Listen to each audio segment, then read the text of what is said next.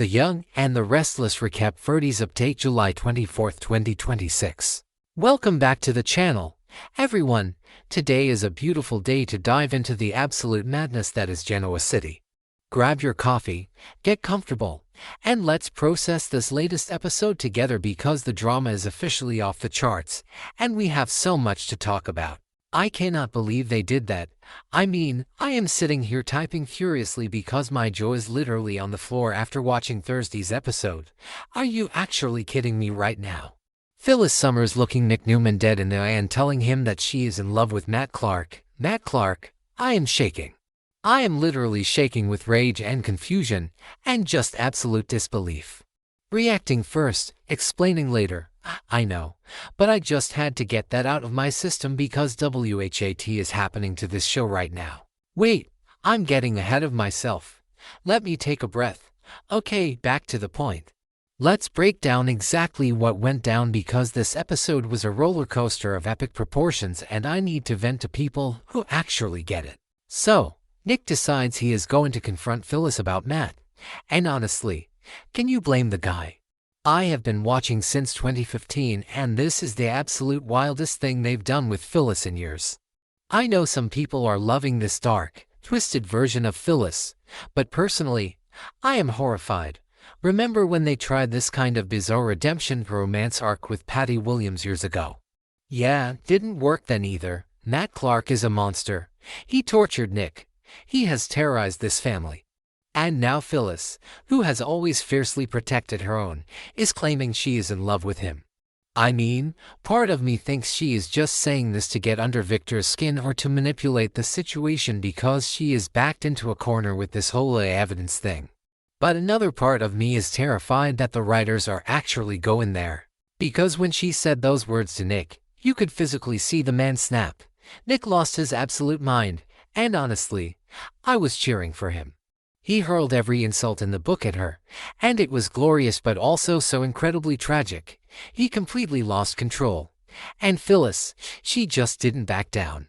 She gave him that classic, smug Phyllis look and just walked away, leaving Nick standing there drowning in his own rage.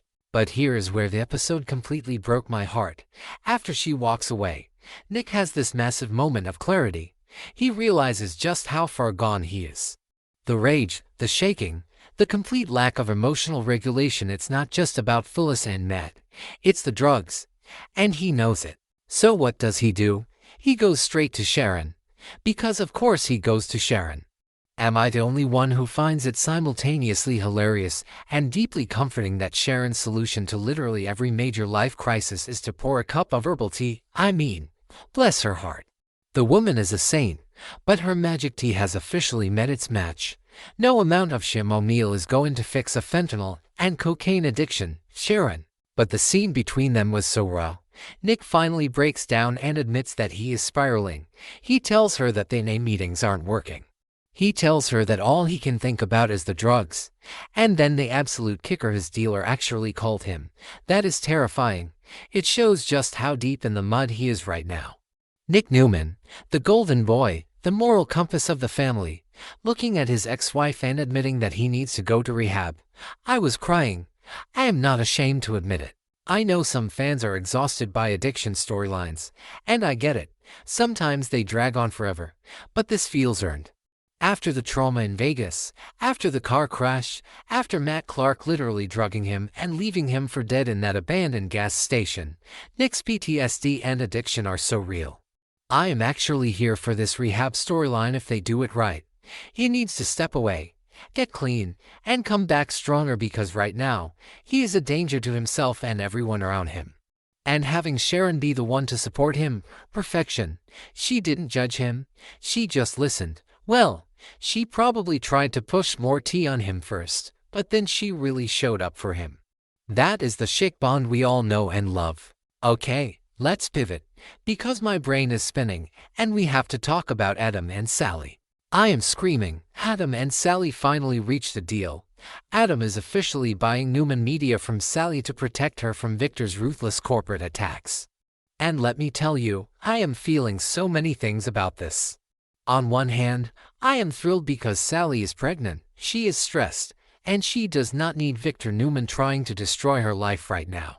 She is so vulnerable, and Adam stepping up to be her knight in shining armor is giving me all the feels. But on the other hand, I am terrified, because when has a business deal between exes ever gone smoothly in Genoa City? Never. And Audra Charles knows this. I absolutely loved Audra in this episode. She is so wary of Adam, and rightfully so. Audra knows better than anyone that the Newmans do not know how to be honest or appreciative. They always have an ulterior motive. But Audra agrees to the deal anyway because she is protecting Sally. Can we just take a moment to appreciate the friendship between Audra and Sally? It is honestly one of the best things the show has given us lately. Audra is usually so self-serving, but she genuinely cares about Sally and this baby. She knows Sally is drowning in paranoia about Victor, so she swallows her own pride and distrust of Adam to give Sally an out. That is true friendship right there. But wait, because we have to talk about Chelsea. Oh, Chelsea, Chelsea, Chelsea. I am sorry, but she is getting on my last nerve right now. She is so annoyed that Adam didn't consult her before making this massive deal to buy a company for his pregnant ex-girlfriend. And okay, I get it. If my partner dropped millions of dollars to save his ex's company without telling me, I would be furious too. I would probably throw a lamp at him. But also, Chelsea needs to read the room. Sally is carrying Billy's baby, or so we think. The paternity drama is a whole other mess. She is traumatized from losing baby Ava, and Adam feels a massive, eternal debt to her. Of course, he didn't stop to have a committee meeting with Chelsea about it. He acted on instinct to protect someone he cares about. This is causing so much friction between Shaddam, and honestly, I'm kind of dreading where this is going. Chelsea is already so insecure after that whole Vegas trip where Adam kissed Riza. She is holding onto this relationship by a thread, and now Adam is deeply financially and emotionally entangled with Sally again.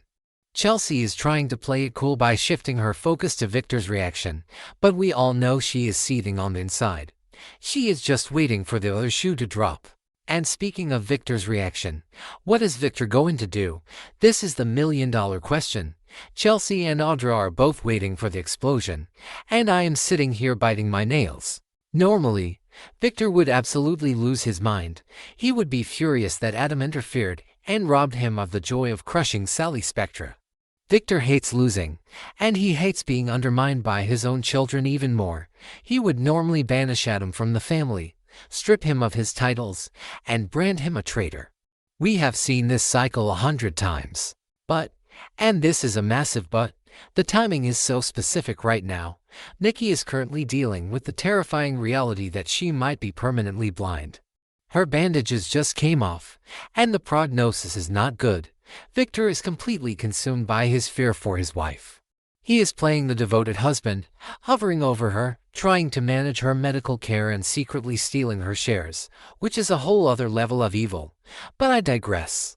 Because Victor is so distracted by Nikki's health crisis, I actually think he might not explode at Adam. He might actually be grateful. I know, it sounds crazy, but think about it. Victor has so much on his plate right now. Having Adam step in and take Newman Media off the board means Victor doesn't have to spend his energy fighting Sally anymore. It is one less thing for him to worry about. He can focus entirely on Nikki and his weird, twisted vendetta against Jack Abbott. Or, because Victor is Victor, he might just snap and destroy Adam anyway. It is a total coin toss at this point, and that is why I am so invested. I am literally on the edge of my seat waiting for tomorrow's episode. I mean, the layers to this drama are just incredible right now. You have Nick realizing his life is in shambles and needing rehab. You have Sharon trying to hold him together with herbal tea and sheer willpower. You have Phyllis acting like a complete psychopath, claiming to love the man who tortured her ex-husband. You have Adam playing the hero for Sally, while Audra watches his every move like a hawk and Chelsea stews in her own jealousy. And looming over all of it is the dark cloud of Victor Newman, ready to rain hellfire on whoever crosses him next. Am I the only one who feels like this is all going to end in a massive explosion? Not necessarily a literal explosion though, with Matt Clark running around. You never know, but an emotional one. All of these characters are walking tightropes right now. I know some people are complaining that the pacing is too slow, but I strongly disagree. This is the good stuff. This is the psychological warfare that makes The Young and the Restless so iconic. We are seeing the consequences of years of trauma bubbling to the surface. Nick's addiction didn't just happen overnight. It is the result of years of carrying the weight of the Newman family on his shoulders and finally breaking under the pressure of Matt Clark's torture. Sally's paranoia isn't just about her company. It is about the trauma of losing Ava and feeling like she is constantly under attack by powerful men. And Phyllis, well, Phyllis is just broken. I don't even know how to defend her anymore, and I used to be her biggest fan, but claiming to love Matt Clark, that is a bridge too far. I am dreading what she is going to do next, but I also can't look away. Anyway, I need to go calm down before I give myself a stress headache just thinking about all of this. What do you guys think? Is Victor going to banish Adam or thank him? Is Nick actually going to make it to rehab? Or is he going to relapse the second he leaves Sharon's house? And what on earth is Phyllis's endgame here? Let me know your thoughts, because I desperately need to talk about this with people who understand my obsession.